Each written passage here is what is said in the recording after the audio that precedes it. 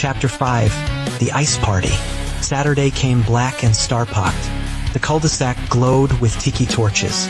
People joked about the heat while hugging their own arms in the desert cool. Mr. Voss's backyard was staged like a slick commercial. Polished patio, built-in grill that never lit, coolers lined like coffins along the fence. He had the kind of smile that made you remember the teeth of things. He greeted me by name, then greeted Maya with a warmth that reached for her wrist. I glanced at the sliding glass door and saw my own reflection, pale and unslept.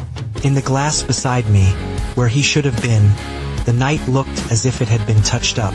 He steered the crowd with a host's ease. No one noticed that he never crossed the threshold of any conversation. He made them cross to him. He told a story about old Vegas under new money, about houses pressed like stamps onto dust, about communities assembled in circles because it made people forget the straight lines that lead to the horizon. People laughed, mirth like sugar on a pill. When the ice ran low, he announced he had more inside. He held the door open and waited expectantly for a line of neighbors to pass before him. A funny thing about thresholds, they are doors that don't need locks. He made everyone cross first, arms full of frosted bags, dripping cubes singing to the deck. Maya squeezed my elbow and whispered, "Basement." I blinked. She pointed with her chin, toward a hallway off the kitchen, past a family portrait that didn't include him. I nodded. Some murders require witnesses, and some rescues require accomplices. I took the opportunity to be rude, ducked into the house, and slipped down the lit hallway until the light became the yellow of a hospital and the sound thickened into breathing. A door at the end was half open, and behind it the air felt like the inside of a storm cloud. I descended into a room too clean to be unfinished. A concrete square with a refrigerator-sized box humming in the center. It wasn't a freezer. It was a coffin for the living. A walk-in cooler rigged from industrial parts, insulated with layered foam, vents leading directly outside. A fine red dust ringed its base. My tongue decided it was the taste of iron before my brain decided it was not dust. Inside the cooler, there was a boy with his eyes open. Eli. The missing kid looked like a photograph that had been overexposed. Everything had been bled out, and what remained was contrast. He saw me and did not scream.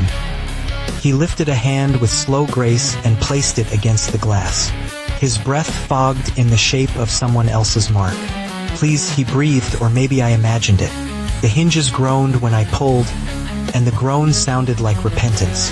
The door stuck, then released. Cold washed over me. Eli stepped forward on uncertain feet, like he'd learned to stand in a different gravity. I slung his arm over my shoulder and climbed. Halfway up, the lights dimmed. The house inhaled. On the landing, Mr. Voss waited with his hands in his pockets.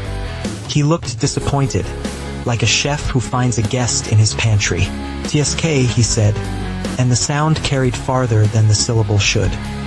He reached toward Eli without urgency, as if patience was his strongest muscle.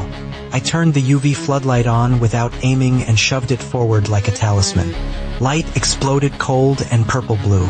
Painted Mr. Voss in a color that made him glitch, edges burning like film. He hissed, not theatrical, not animal. A sound the mouth makes when it has practiced being quiet for centuries.